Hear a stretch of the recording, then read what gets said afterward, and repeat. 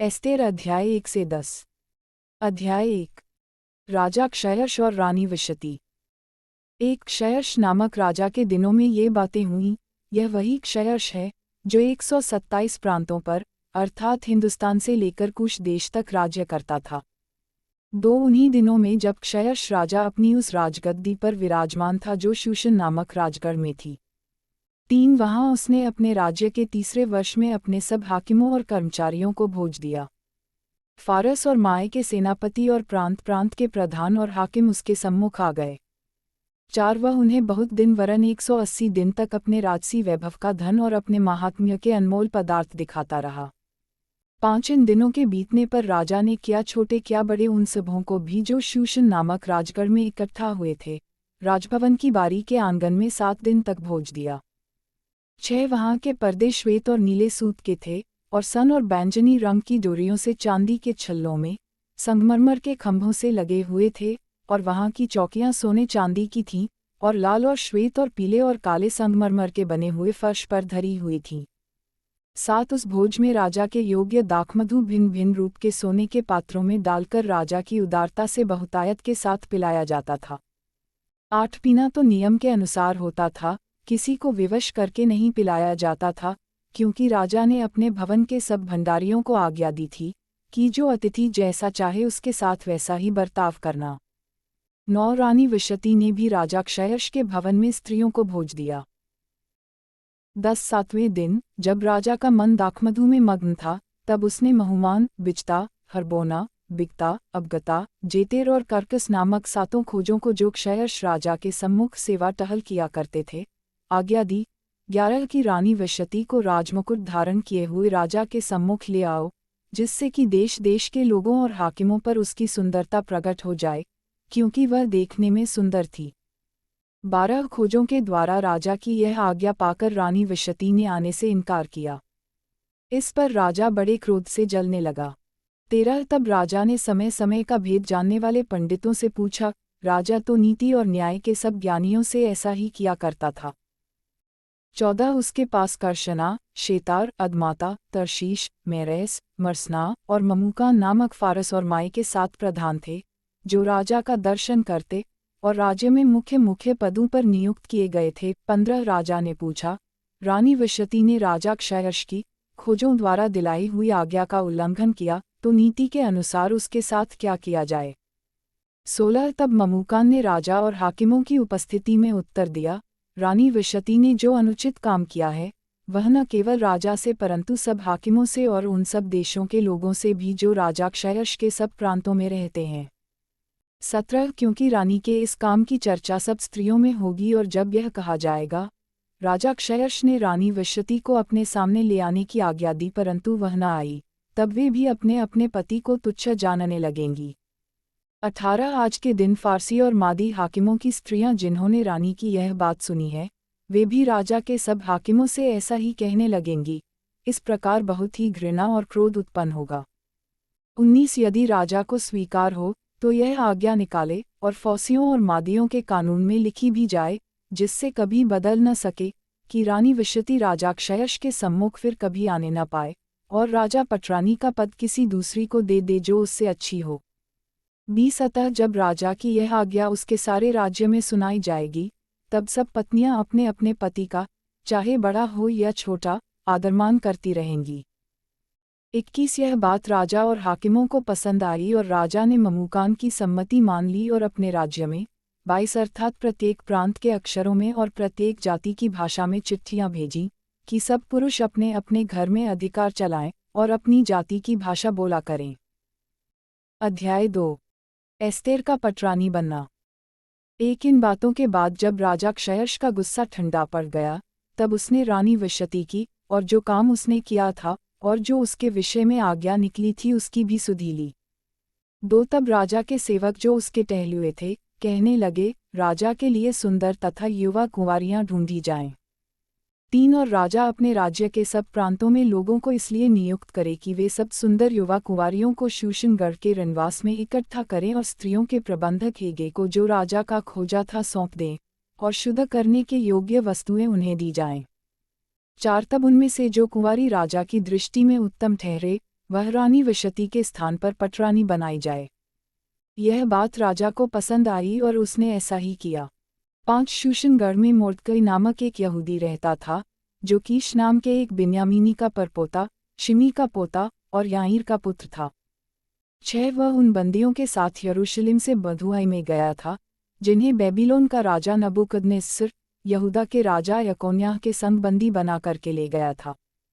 साथ उसने हदसा नामक अपनी चचेरी बहन को, जो एस्तेर भी कहलाती थी, पाला पोसा था, क्योंकि उसके माता पिता कोई न थे, और वह लड़की सुंदर और रूपवती थी, और जब उसके माता पिता मर गए, तब मोर्दकई ने उसको अपनी बेटी करके पाला। 8 जब राजा की आज्ञा और नियम सुनाए गए, और बहुत सी युवतियाँ शूशनगढ़ में हेगे के अधिकार में इकट्ठी की गईं, तब एस्तेर भी राजभवन में स्त्रियों के प्रबंधक हेगे के अधिकार में सौंपी गई। 9 वह युवती उसकी दृष्टि में अच्छी लगी, और वह उससे प्रसन्न हुआ, तब उसने बिना विलंब उसे राजभवन में से शुद्ध करने की वस्तुएं, और उसका भोजन, और उसके लिए चुनी हुई 7 सहेलियां भी दी, और उसको और उसकी सहेलियों को रनवास में सबसे अच्छा रहने का स्थान दिया। 10 एस्तेर ने न अपनी जाति बताई थी, न अपना कुल, क्योंकि मोर्दकई ने उसको आज्ञा दी थी कि उसे न बताना। 11 मोर्दकई प्रतिदिन रनवास के आंगन के सामने टहलता था ताकि जाने कि एस्तेर कैसी है और उसके साथ क्या होगा।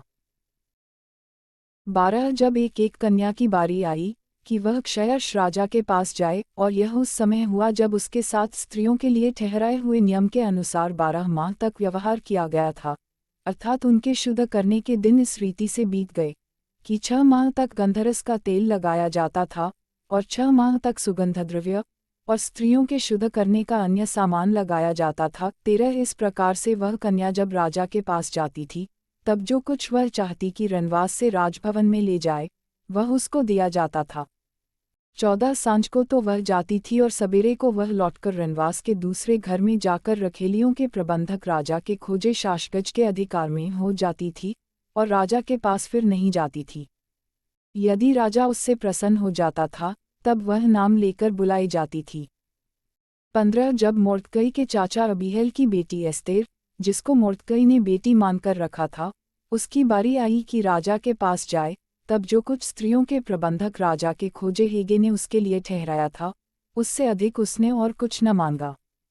जितनों ने एस्तेर को देखा, वे सब उससे प्रसन्न हुए। 16 यूं एस्तेर राजभवन में राजा क्षयश के पास उसके राज्य के 7वें वर्ष के तेबेत नामक 10वें महीने में पहुंचाई गई। 17 राजा ने एस्तेर को और सब स्त्रियों से अधिक प्यार किया, और अन्य सब कुंवारियों से अधिक उसके अनुग्रह और कृपा की दृष्टि उसी पर हुई। इस कारण उसने उसके सिर पर राजमुकुट रखा और उसको वशती के स्थान पर पटरानी बनाया। 18 तब राजा ने अपने सब हाकिमों और कर्मचारियों को एक बड़ा भोज दिया, और उसे एस्तेर का भोज कहा, और प्रांतों में छुट्टी दिलाई, और अपनी उदारता के योग्य इनाम भी बांटे। मोर्दकई द्वारा राजा के प्राणों की रक्षा। 19 जब कुंवारियां दूसरी बार इकट्ठा की गईं, तब मोर्दकई राजभवन के फाटक में बैठा था। 20 एस्तेर ने अपनी जाति और कुल का पता नहीं दिया था, क्योंकि मोर्दकई ने उसको ऐसी आज्ञा दी थी कि न बताए, और एस्तेर मोर्दकई की बात ऐसी मानती थी जैसे कि उसके यहाँ अपने पालन पोषण के समय मानती थी। 21 उन्हीं दिनों में जब मोर्दकई राजा के राजभवन के फाटक में बैठा करता था, तब राजा के खोजे जो द्वारपाल भी थे, उनमें से बिक्तान और तेरेश नामक 2 जनों ने राजा क्षयश से रूठकर उस पर हाथ चलाने की युक्ति की। 22 यह बात मोर्दकई को मालूम हुई, और उसने एस्तेर रानी को यह बात बताई, और एस्तेर ने मोर्दकई का नाम लेकर राजा को चितनी दी। 23 तब जांच पड़ताल होने पर यह बात सच निकली, और वे दोनों वृक्ष पर लटका दिए गए, और यह वृतांत राजा के सामने इतिहास की पुस्तक में लिख लिया गया। अध्याय 3 यहूदियों के विनाश का हामान द्वारा षड्यंत्र। इन बातों के बाद राजा क्षयश ने अगागी हम्मदाता के पुत्र हामान को उच्च पद दिया, और उसको महत्व देकर उसके लिए उसके साथी हाकिमों के सिंहासनों से ऊंचा सिंहासन ठहराया। 2 राजा के सब कर्मचारी जो राजभवन के फाटक में रहा करते थे, वे हामान के सामने झुककर दंडवत किया करते थे, क्योंकि राजा ने उसके विषय ऐसी ही आज्ञा दी थी, परंतु मोर्दकई न तो झुकता था और न उसको दंडवत करता था।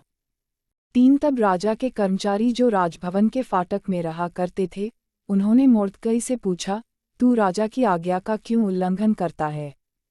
4 जब वे उससे प्रतिदिन ऐसा ही कहते रहे, और उसने उनकी एक न मानी। तब उन्होंने यह देखने की इच्छा से कि मोर्दकई की यह बात चलेगी कि नहीं, हामान को बता दिया। उसने उनको बता दिया था कि मैं यहूदी हूँ। 5 जब हामान ने देखा कि मोर्दकई नहीं झुकता और न मुझको दंडवत करता है, तब हामान बहुत ही क्रोधित हुआ।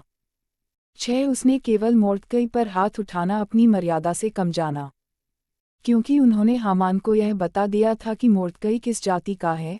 इसलिए हामान ने क्षयश के साम्राज्य में रहने वाले सारे यहूदियों को भी मोर्दकई की जाति जानकर नष्ट कर डालने की युक्ति निकाली। 7 राजा क्षयश के 12वें वर्ष के नीसान नामक पहले महीने में हामान ने अदार नामक 12वें महीने तक के एक एक दिन और एक एक महीने के लिए पूर्व अर्थात चिट्ठी अपने सामने डलवाई।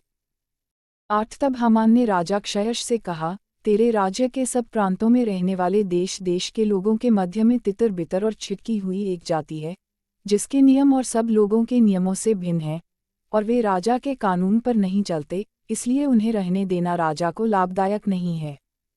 9 यदि राजा को स्वीकार हो तो उन्हें नष्ट करने की आज्ञा लिखी जाए, और मैं राजा के भंडारियों के हाथ में राजभंडार में पहुंचाने के लिए 10,000 किकार चांदी दूंगा।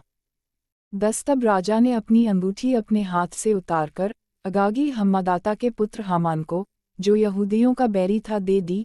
11 और राजा ने हामान से कहा, वह चांदी तुझे दी गई है, और वे लोग भी, ताकि तू उनसे जैसा तेरा जी चाहे वैसा ही व्यवहार करे। 12 यों उसी पहले महीने के 13वें दिन को राजा के लेखक बुलाए गए, और हामान की आज्ञा के अनुसार राजा के सब अधिपतियों और सब प्रांतों के प्रधानों और देश देश के लोगों के हाकिमों के लिए चिट्ठियाँ, एक एक प्रांत के अक्षरों में और एक एक देश के लोगों की भाषा में राजा क्षयश के नाम से लिखी गईं, और उनमें राजा की अंगूठी की छाप लगाई गई। 13 राज्य के सब प्रांतों में इस आशय की चिट्ठियाँ हरकारों के द्वारा भेजी गईं कि एक ही दिन में, अर्थात अदार नामक 12वें महीने के 13वें दिन को, क्या जवान, क्या बूढ़ा, क्या स्त्री, क्या बालक, सब यहूदी मार डाले जाएं, नष्ट किए जाएं और उनका सत्यानाश किया जाए, और उनकी धन संपत्ति लूट ली जाए। 14 उस आज्ञा के लेख की नकलें सब प्रांतों में खुली हुई भेजी गईं कि सब देशों के लोग उस दिन के लिए तैयार हो जाएं। 15 यह आज्ञा शूशनगढ़ में दी गई, और हरकारे राजा की आज्ञा से तुरंत निकल गए। राजा और हामान तो दाखमधु पीने बैठ गए, परंतु शूशन नगर में घबराहट फैल गई। अध्याय 4 मोर्दकई का एस्तेर से सहायता मांगना। एक जब मोर्दकई ने जान लिया कि क्या क्या किया गया है, तब मोर्दकई वस्त्र फाड़, टाट पहन, राख डालकर नगर के मध्य जाकर ऊंचे और दू खबरे शब्द से चिल्लाने लगा। 2 और वह राजभवन के फाटक के सामने पहुंचा, परंतु टाट पहने हुए राजभवन के फाटक के भीतर तो किसी के जाने की आज्ञा न थी। 3 एक एक प्रांत में जहाँ जहाँ राजा की आज्ञा और नियम पहुंचा, वहाँ वहाँ यहूदी बड़ा विलाप करने और उपवास करने और रोने पीटने लगे, वरन बहुतेरे टाट पहने और राख डाले हुए पड़े रहे। 4 एस्तेर रानी की सहेलियों और खोजों ने जाकर उसको बता दिया। तब रानी शोक से भर गई और मोर्दकई के पास वस्त्र भेजकर यह कहलाया कि टाट उतारकर इन्हें पहन ले, परंतु उसने उन्हें न लिया। 5 तब एस्तेर ने राजा के खोजों में से हताक को, जिसे राजा ने उसके पास रहने को ठहराया था, बुलवाकर आज्ञा दी कि मोर्दकई के पास जाकर मालूम कर ले कि क्या बात है और इसका क्या कारण है। 6 तब हताक नगर के उस चौक में, जो राजभवन के फाटक के सामने था, मोर्दकई के पास निकल गया। 7 मोर्दकई ने उसको सब कुछ बता दिया कि मेरे ऊपर क्या क्या बीता है, और हामान ने यहूदियों का नाश करने की अनुमति पाने के लिए राजभंडार में कितनी चांदी भर देने का वचन दिया है, यह भी ठीक ठीक बतला दिया। 8 फिर यहूदियों का विनाश करने की जो आज्ञा शूशन में दी गई थी, उसकी एक नकल भी उसने हताक के हाथ में एस्तेर को दिखाने के लिए दी, और उसे सब हाल बताने और यह आज्ञा देने को कहा कि भीतर राजा के पास जाकर अपने लोगों के लिए गिड़गिड़ाकर विनती करे। 9 तब हताक ने एस्तेर के पास जाकर मोर्दकई की बातें कह सुनाई। 10 तब एस्तेर ने हताक को मोर्दकई से यह कहने की आज्ञा दी। 11 राजा के सब कर्मचारियों वरन राजा के प्रांतों के सब लोगों को भी मालूम है कि क्या पुरुष क्या स्त्री कोई क्यों न हो जो आज्ञा बिना पाए भीतरी आंगन में राजा के पास जाएगा, उसके मार डालने ही की आज्ञा है। केवल जिसकी ओर राजा सोने का राजदंड बढ़ाए वही बचता है। परंतु मैं अब 30 दिन से राजा के पास नहीं बुलाई गई हूँ। 12 एस्तेर की ये बातें मोर्दकई को सुनाई गईं। 13 तब मोर्दकई ने एस्तेर के पास यह कहला भेजा, तू मन ही मन यह विचार न कर कि मैं ही राजभवन में रहने के कारण और सब यहूदियों में से बची रहूंगी। 14 क्योंकि जो तू इस समय चुपचाप रहे तो और किसी न किसी उपाय से यहूदियों का छुटकारा और उद्धार हो जाएगा, परंतु तू अपने पिता के घराने समेत नष्ट होगी। क्या जाने तुझे ऐसे ही कठिन समय के लिए राजपद मिल गया हो। 15 तब एस्तेर ने मोर्दकई के पास यह कहला भेजा, 16 तू जाकर शूशन के सब यहूदियों को इकट्ठा कर और तुम सब मिलकर मेरे निमित्त उपवास करो, 3 दिन रात न तो कुछ खाओ और न कुछ पियो। मैं भी अपनी सहेलियों सहित उसी रीति उपवास करूंगी, और ऐसी ही दशा में मैं नियम के विरुद्ध राजा के पास भीतर जाऊंगी, और यदि नष्ट हो गई तो हो गई। 17 तब मोर्दकई चला गया और एस्तेर की आज्ञा के अनुसार ही उसने किया। अध्याय 5 राजा और हामान को एस्तेर का निमंत्रण। एक तीसरे दिन एस्तेर अपने राजकीय वस्त्र पहनकर राजभवन के भीतरी आंगन में जाकर राजभवन के सामने खड़ी हो गई। राजा राजभवन में राजगद्दी पर भवन के द्वार के सामने विराजमान था। 2 और जब राजा ने एस्तेर रानी को आंगन में खड़ी हुई देखा, तब उसने प्रसन्न होकर सोने का राजदंड जो उसके हाथ में था उसकी ओर बढ़ाया। तब एस्तेर ने निकट जाकर राजदंड की नोक छुई। 3 तब राजा ने उससे पूछा, हे एस्तेर रानी, तुझे क्या चाहिए? तू क्या मांगती है? मांग और तुझे आधा राज्य तक दिया जाएगा। 4 एस्तेर ने कहा, यदि राजा को स्वीकार हो तो आज हामान को साथ लेकर उस भोज में आए जो मैंने राजा के लिए तैयार किया है। 5 तब राजा ने आज्ञा दी, हामान को तुरंत ले आओ कि एस्तेर का निमंत्रण ग्रहण किया जाए। अतः राजा और हामान एस्तेर के तैयार किए हुए भोज में आए। 6 भोज के समय जब दाखमधु पिया जाता था, तब राजा ने एस्तेर से कहा, तेरा क्या निवेदन है? वह पूरा किया जाएगा। तू क्या मांगती है? मांग और आधा राज्य तक तुझे दिया जाएगा। 7 एस्तेर ने उत्तर दिया, मेरा निवेदन और जो मैं मांगती हूँ वह यह है। 8 कि यदि राजा मुझ पर प्रसन्न है और मेरा निवेदन सुनना और जो वरदान मैं मांगूं वही देना राजा को स्वीकार हो, तो राजा और हामान कल उस भोज में आए जिसे मैं उनके लिए करूँगी, और कल मैं राजा के इस वचन के अनुसार करूँगी। मोर्दकई को मार डालने का षड्यंत्र। 9 उस दिन हामान आनंदित और मन में प्रसन्न होकर बाहर गया। परंतु जब उसने मोर्दकई को राजभवन के फाटक में देखा कि वह उसके सामने न तो खड़ा हुआ और न हटा, तब वह मोर्दकई के विरुद्ध क्रोध से भर गया। 10 तो भी वह अपने को रोककर अपने घर गया और अपने मित्रों और अपनी स्त्री जेरेश को बुलवा भेजा।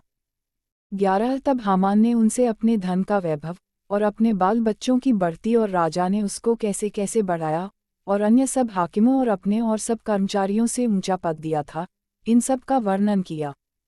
12 हामान ने यह भी कहा, एस्तेर रानी ने भी मुझे छोड़ और किसी को राजा के संग अपने किए हुए भोज में आने न दिया, और कल के लिए भी राजा के संग उसने मुझी को नेवता दिया है।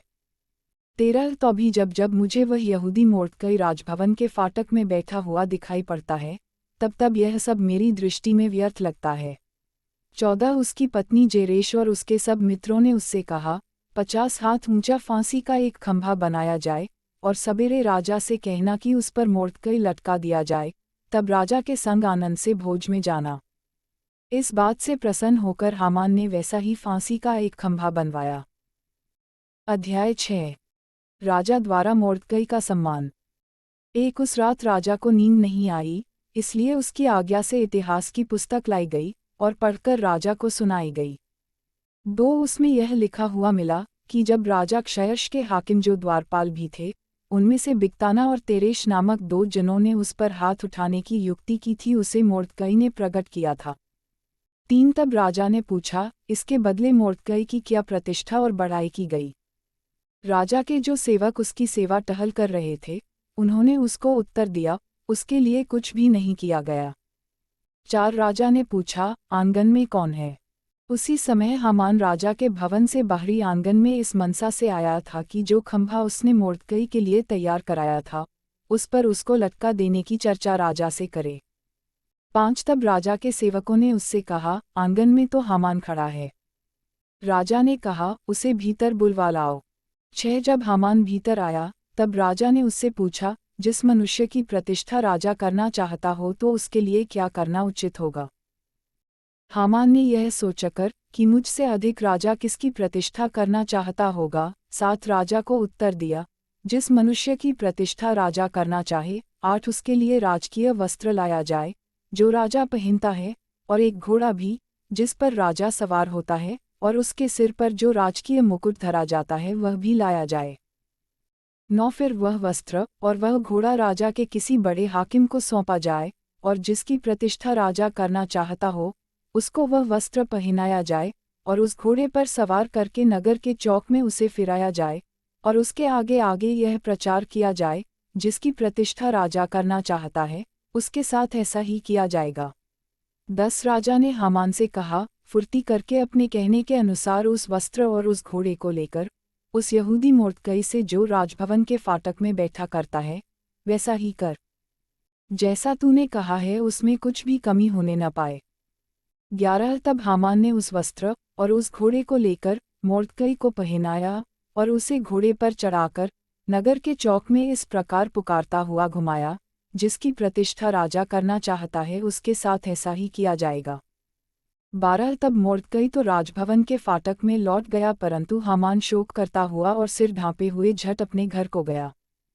13 हामान ने अपनी पत्नी जेरेश और अपने सब मित्रों से सब कुछ जो उस पर बीता था वर्णन किया। तब उसके बुद्धिमान मित्रों और उसकी पत्नी जेरेश ने उससे कहा, मोर्दकई जिसे तू नीचा दिखाना चाहता है, यदि वह यहूदियों के वंश में का है तो तू उस पर प्रबल न होने पाएगा, उससे पूरी रीति से नीचा ही खाएगा। 14 वे उससे बातें कर ही रहे थे कि राजा के खोजे आकर हामान को एस्तेर के किए हुए भोज में फुर्ती से बुला ले गए। अध्याय 7। हामान को मृत्युदंड। एक अतः राजा और हामान एस्तेर रानी के भोज में आ गए। 2 राजा ने दूसरे दिन दाखमधु पीते पीते एस्तेर से फिर पूछा, हे एस्तेर रानी, तेरा क्या निवेदन है? वह पूरा किया जाएगा। तू क्या मांगती है? मांग, और आधा राज्य तक तुझे दिया जाएगा। 3 एस्तेर रानी ने उत्तर दिया, हे राजा, यदि तू मुझ पर प्रसन्न है और राजा को यह स्वीकार हो तो मेरे निवेदन से मुझे और मेरे मांगने से मेरे लोगों को प्राणदान मिले। 4 क्योंकि मैं और मेरी जाति के लोग बेच डाले गए हैं और हम सब घात और नष्ट किए जाने वाले हैं। यदि हम केवल दास दासी हो जाने के लिए बेच डाले जाते तो मैं चुप रहती, चाहे उस दशा में वह विरोधी राजा की हानि भर न सकता। 5 तब राजा क्षयर्ष ने एस्तेर रानी से पूछा, वह कौन है और कहाँ है जिसने ऐसा करने का निश्चय किया है? 6 एस्तेर ने उत्तर दिया, वह विरोधी और शत्रु यही दुष्ट हामान है। तब हामान राजा रानी के सामने भयभीत हो गया। 7 राजा क्रोध से भरकर दाखमधु पीने से उठकर राजभवन की बारी में निकल गया, और हामान यह देखकर कि राजा ने मेरी हानि ठान ली होगी, एस्तेर रानी से प्राणदान मांगने को खड़ा हुआ। 8 जब राजा राजभवन की बारी से दाखमधु पीने के स्थान में लौट आया तब क्या देखा कि हामान उसी चौकी पर जिस पर एस्तेर बैठी है झुक रहा है, और राजा ने कहा, क्या यह घर ही में मेरे सामने ही रानी से बरबस करना चाहता है? राजा के मुंह से यह वचन निकला ही था कि सेवकों ने हामान का मुंह ढांक दिया। 9 तब राजा के सामने उपस्थित रहने वाले खोजों में से हरवोना नाम एक ने राजा से कहा, हामान के यहाँ 50 हाथ ऊंचा फांसी का एक खंभा खड़ा है जो उसने मोर्दकई के लिए बनवाया है, जिसने राजा के हित की बात कही थी। राजा ने कहा, उसको उसी पर लटका दो। 10 तब हामान उसी खंभे पर जो उसने मोर्दकई के लिए तैयार कराया था लटका दिया गया। इस पर राजा का गुस्सा ठंडा पड़ गया। अध्याय 8। यहूदियों को अपनी रक्षा का अधिकार मिलना। एक उसी दिन राजा क्षयर्ष ने यहूदियों के विरोधी हामान का घरबार एस्तेर रानी को दे दिया। मोर्दकई राजा के सामने आया, क्योंकि एस्तेर ने राजा को बताया था कि उससे उसका क्या नाता था। 2 तब राजा ने अपनी वह अंगूठी जो उसने हामान से ले ली थी उतार कर मोर्दकई को दे दी। एस्तेर ने मोर्दकई को हामान के घरबार पर अधिकारी नियुक्त कर दिया। 3 फिर एस्तेर दूसरी बार राजा से बोली और उसके पांव पर गिर आंसू बहा बहाकर उससे गिड़गिड़ाकर विनती की कि अगागी हामान की बुराई और यहूदियों की हानि की उसकी युक्ति निष्फल की जाए। 4 तब राजा ने एस्तेर की ओर सोने का राजदंड बढ़ाया। 5 तब एस्तेर उठकर राजा के सामने खड़ी हुई और कहने लगी, यदि राजा को स्वीकार हो और वह मुझसे प्रसन्न है और यह बात उसको ठीक जान पड़े, और मैं भी उसको अच्छी लगती हूँ, तो जो चिट्ठियाँ हम्मदाता अगागी के पुत्र हामान ने राजा के सब प्रांतों के यहूदियों को नष्ट करने की युक्ति करके लिखाई थीं, उनको पलटने के लिए लिखा जाए। 6 क्योंकि मैं अपने जाति के लोगों पर पड़ने वाली उस विपत्ति को किस रीति से देख सकूंगी, मैं अपने भाइयों के विनाश को कैसे देख सकूंगी। 7 तब राजा क्षयश ने एस्तेर रानी से और मोर्दकै यहूदी से कहा, मैं हामान का घरबार तो एस्तेर को दे चुका हूँ, और वह फांसी के खंभे पर लटका दिया गया है, इसलिए कि उसने यहूदियों पर हाथ उठाया था। 8 अतः तुम अपनी समझ के अनुसार राजा के नाम से यहूदियों के नाम पर लिखो, और राजा की अंगूठी की छाप भी लगाओ, क्योंकि जो चिट्ठी राजा के नाम से लिखी जाए और उस पर उसकी अंगूठी की छाप लगाई जाए, उसको कोई भी पलट नहीं सकता। 9 उसी समय अर्थात सीवान नामक तीसरे महीने के 23वें दिन को राजा के लेखक बुलवाए गए, और जिस बात की आज्ञा मोर्दकै ने उन्हें दी थी उसे यहूदियों और अधिपतियों और हिंदुस्तान से लेकर कूश तक, जो 127 प्रांत हैं, उन सबों के अधिपतियों और हाकिमों को एक एक प्रांत के अक्षरों में और एक एक देश के लोगों की भाषा में, और यहूदियों को उनके अक्षरों और भाषा में लिखी गई। 10 मोर्दकै ने राजा क्षयश के नाम से चिट्ठियाँ लिखाकर और उन पर राजा की अंगूठी की छाप लगाकर वेग चलने वाले सरकारी घोड़ों, खच्चरों, ऊँटों और साननियों पर सवार हरकारों के हाथ भेज दी।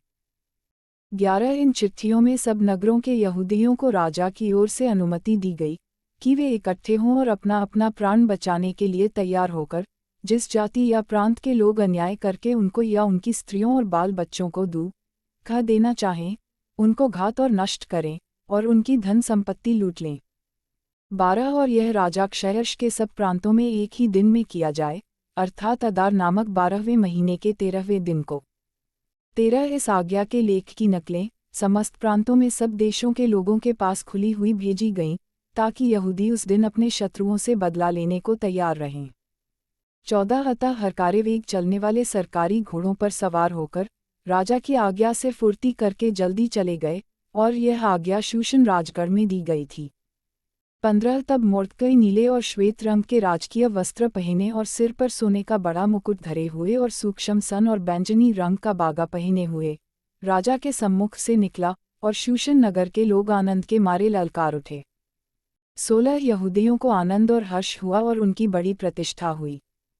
17 और जिस प्रांत और जिस नगर में जहाँ कहीं राजा की आज्ञा और नियम पहुँचे, वहाँ यहूदियों को आनंद और हर्ष हुआ, और उन्होंने भोज करके उस दिन को खुशी का दिन माना। और उस देश के लोगों में से बहुत लोग यहूदी बन गए, क्योंकि उनके मन में यहूदियों का डर समा गया था। अध्याय 9 यहूदियों का शत्रुओं पर प्रबल होना।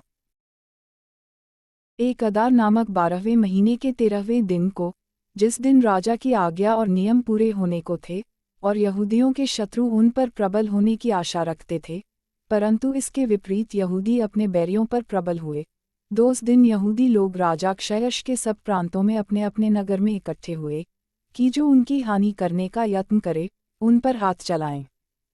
कोई उनका सामना न कर सका, क्योंकि उनका भय देश देश के सब लोगों के मन में समा गया था। 3 वरन प्रांतों के सब हाकिमों और अधिपतियों और प्रधानों और राजा के कर्मचारियों ने यहूदियों की सहायता की, क्योंकि उनके मन में मोर्दकै का भय समा गया था। 4 मोर्दकै तो राजा के यहाँ बहुत प्रतिष्ठित था, और उसकी कीर्ति सब प्रांतों में फैल गई, वरन उस पुरुष मोर्दकै की महिमा बढ़ती चली गई। 5 अतः यहूदियों ने अपने सब शत्रुओं को तलवार से मारकर और घात करके नष्ट कर डाला, और अपने बैरियों से अपनी इच्छा के अनुसार बर्ताव किया।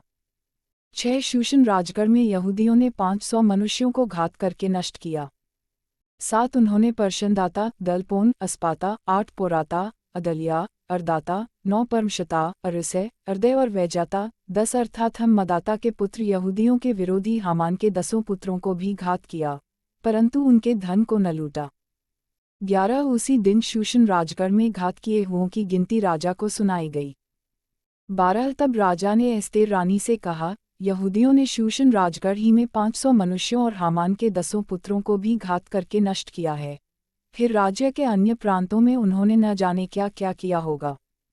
अब इससे अधिक तेरा निवेदन क्या है, वह भी पूरा किया जाएगा।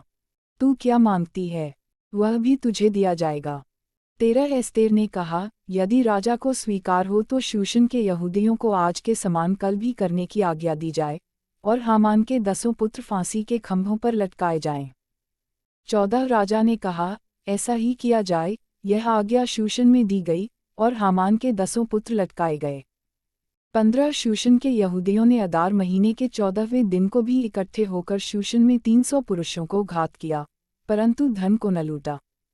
16 राज्य के अन्य प्रांतों के यहूदी इकट्ठा होकर अपना अपना प्राण बचाने के लिए खड़े हुए, और अपने बैरियों में से 75,000 मनुष्यों को घात करके अपने शत्रुओं से विश्राम पाया, परंतु धन को न लूटा। 17 यह अदार महीने के 13वें दिन को किया गया, और 14वें दिन को उन्होंने विश्राम करके भोज किया और आनंद का दिन ठहराया।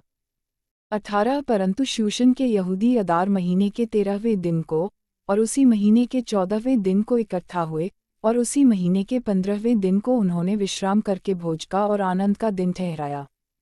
19 इस कारण देहाती यहूदी जो बिना शहरपनाह की बस्तियों में रहते हैं, वे अदार महीने के 14वें दिन को आनंद और भोज और खुशी और आपस में भोजन सामग्री भेजने का दिन नियुक्त करके मानते हैं। पूरीम पर्व की स्थापना। 20 इन बातों का वृतांत लिखकर मोर्दकई ने राजा क्षयश के सब प्रांतों में, क्या निकट क्या दूर रहने वाले सारे यहूदियों के पास चिट्ठियां भेजी। 21 और यह आज्ञा दी कि अदार महीने के 14वें और उसी महीने के 15वें दिन को प्रतिवर्ष माना करें। 22 जिनमें यहूदियों ने अपने शत्रुओं से विश्राम पाया, और यह महीना जिसमें शोक आनंद से और विलाप खुशी से बदला गया, माना करें, और उनको जेवनार और आनंद और एक दूसरे के पास भोजन सामग्री भेजने और कंगालों को दान देने के दिन माने। 23 अतः यहूदियों ने जैसा आरंभ किया था, और जैसा मोर्दकई ने उन्हें लिखा, वैसा ही करने का निश्चय कर लिया। 24 क्योंकि हम्मदाता अगागी का पुत्र हामान जो सब यहूदियों का विरोधी था, उसने यहूदियों का नाश करने की युक्ति की, और उन्हें मिटा डालने और नष्ट करने के लिए पूर्व अर्थात चिट्ठी डाली थी।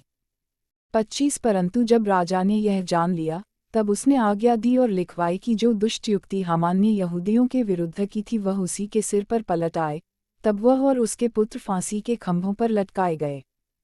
26 इस कारण उन दिनों का नाम पूर शब्द से पूरीम रखा गया। इस चिट्ठी की सब बातों के कारण, और जो कुछ उन्होंने इस विषय में देखा और जो कुछ उन पर बीता था, उसके कारण भी 27 यहूदियों ने अपने अपने लिए और अपनी संतान के लिए, और उन सबों के लिए भी जो उनमें मिल गए थे, यह अटल प्रण किया कि उस लेख के अनुसार प्रति वर्ष उसके ठहराए हुए समय में वे ये 2 दिन माने। 28 और पीढ़ी पीढ़ी, कुल कुल, प्रांत प्रांत, नगर नगर में ये दिन स्मरण किए और माने जाएंगे, और पूरीम नाम के दिन यहूदियों में कभी न मिटेंगे और उनका स्मरण उनके वंश से जाता न रहेगा। 29वें रबीहल की बेटी एस्तेर रानी और मोर्दकई यहूदी ने पूरीम के विषय यह दूसरी चिट्ठी बड़े अधिकार के साथ लिखी। 30 इसकी नकलें मोर्दकई ने क्षयश के राज्य के 127 प्रांतों के सब यहूदियों के पास शांति देने वाली और सच्ची बातों के साथ इस आशय से भेजी। 31 की पूरीम के उन दिनों के विशेष ठहराए हुए समयों में मोर्दकई यहूदी और एस्तेर रानी की आज्ञा के अनुसार, और जो यहूदियों ने अपने और अपनी संतान के लिए ठान लिया था, उसके अनुसार भी उपवास और विलाप किए जाएं। 32 पूरीम के विषय का यह नियम एस्तेर की आज्ञा से भी स्थिर किया गया, और उनकी चर्चा पुस्तक में लिखी गई। अध्याय 10 राजा क्षयश और मोर्दकई का महात्म्य। एक राजा क्षयश ने देश और समुद्र के टापू दोनों पर कर लगाया। 2 उसके महात्म्य और पराक्रम के कामों, और मोर्दकई की उस बढ़ाई का पूरा ब्यौरा जो राजा ने उसकी की थी, क्या वह माय और फारस के राजाओं के इतिहास की पुस्तक में नहीं लिखा है। 3 यहूदी मोर्दकई क्षयश राजा ही के नीचे था, और यहूदियों की दृष्टि में बड़ा था, और उसके सब भाई उससे प्रसन्न थे, क्योंकि वह अपने लोगों की भलाई की खोज में रहा करता था और अपने सब लोगों से शांति की बातें कहा करता था।